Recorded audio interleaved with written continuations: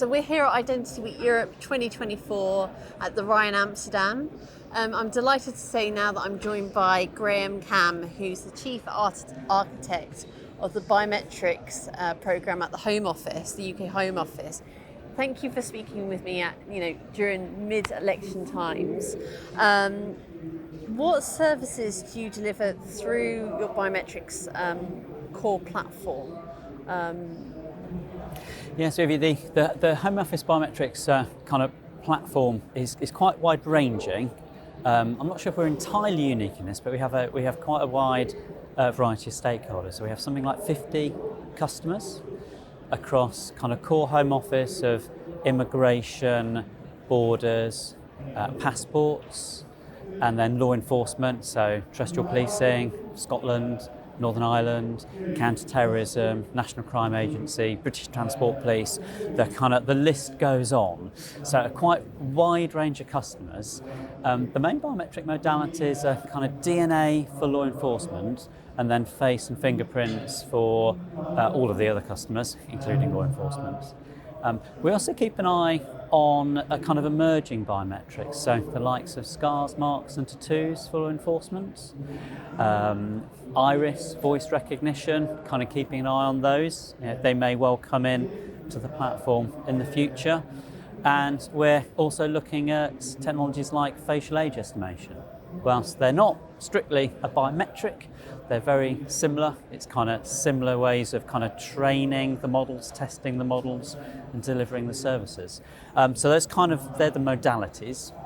And then the kind of services, kind of biometric verifications, kind of one-to-one, like it's an e-gate. Might be identification services, so looking for immigration history, for example. Risk checks, watch list checks, criminality checks, those sorts of things.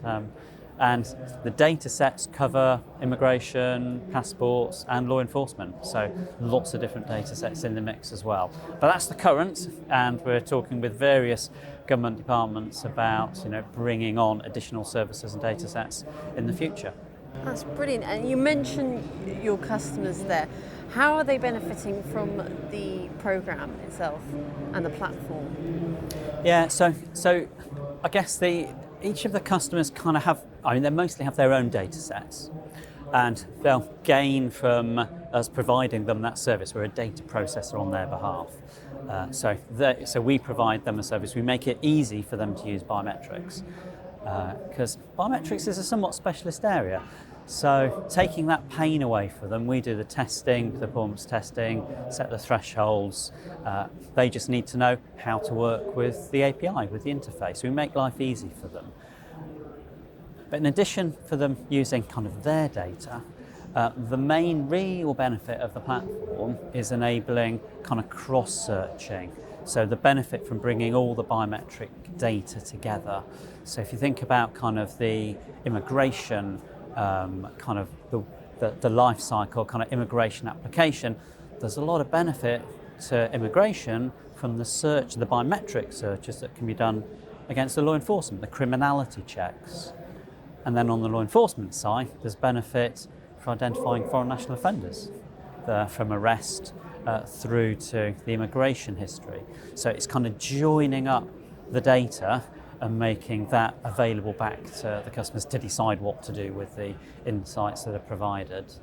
So I think those are kind of the two kind of things, making it easy for customers to use biometrics in a kind of safe manner, and getting more out of the data that is available. How important is privacy and security then, with how much you're using the data for all these different services that you mentioned? How do you protect that aspect of it, especially when you're exchanging data as well? Yeah, so privacy is absolutely fundamental. So Home Office takes the use of biometrics very seriously. So we have, for any new use of technology, data sets, processes, there's ethics committees that look at, is it ethical to use the biometrics in this way? Is it proportionate? Is the purpose right? Does the legislation support it? In some cases, the legislation mandates the use. So there's all of that side of things. There's then data privacy impact assessments that are conducted for every use of biometrics, and then things like the equality impact assessments, making sure that biometrics are going to be, and the overall process is going to be, fair, usable across a wide range of demographics. So all of that kind of factors into our use of biometrics. How has the use of biometrics changed, with the system developments as well over a period of time? Yeah, so the programme was established in 2014, so 10 years ago. Back then, the main biometrics in use really for law enforcement were DNA and fingerprints, and for immigration, it was mostly fingerprints, a little bit of facial recognition, and passports back then weren't really using facial recognition much at all. So what's kind of changed is the interoperability on fingerprints in particular. So that volume has increased. But really the big shift is in the use of facial biometrics. So kind of now routine as part of the passport application process to make that process more secure and more streamlined. So, if your new application, if your face matches your existing passport and the wrist checks come back green, passport will get processed more quickly. How have your goals for interoperability kind of as well changed, and improving this system of data sharing with different offices in the UK?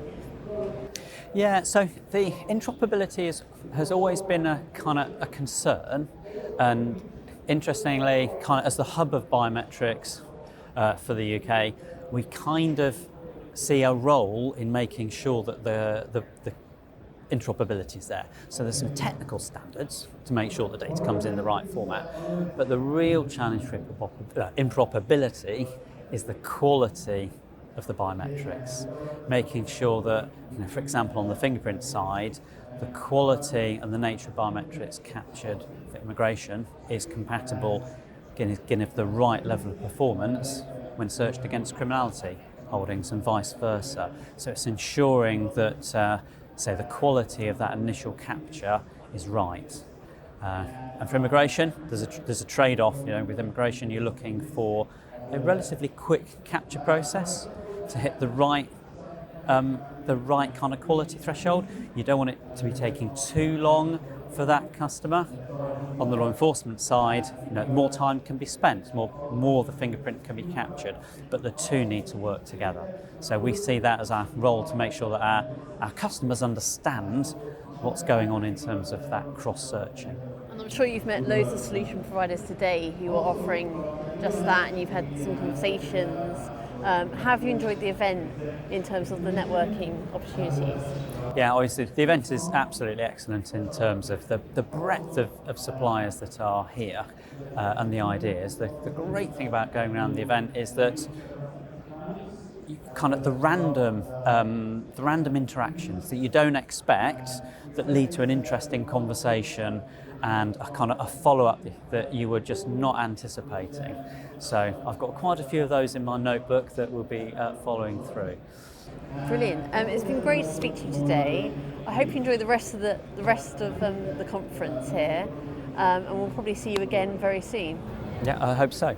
Thank you.